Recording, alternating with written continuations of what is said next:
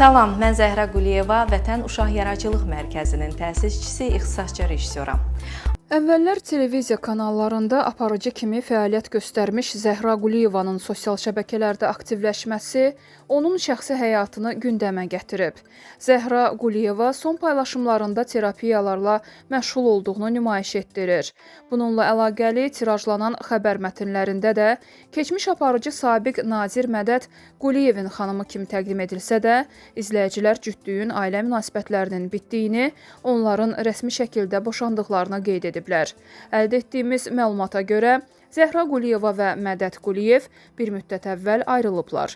Birgə nigahdan doğulan övladlar ana ilə qalır. Mədət Quliyev onların maddi təminatını tam şəkildə qarşılayır. Zəhra Quliyeva Mədət Quliyevlə evliliklərinin bitməsi xəbərinə Instagram hesabında reaksiya verib. O, ayrılmalarını təqzib etməsə də, şəxsi həyatı ilə bağlı danışmaq istəməyib. Qeyd edək ki, general-polkovnik Mədət Quliyev daha əvvəl Müdafiə Sənayesi Naziri vəzifəsində çalışıb. O, 2023-cü ildən Təhlükəsizlik Şurası katibinin müavini vəzifəsini icra edir.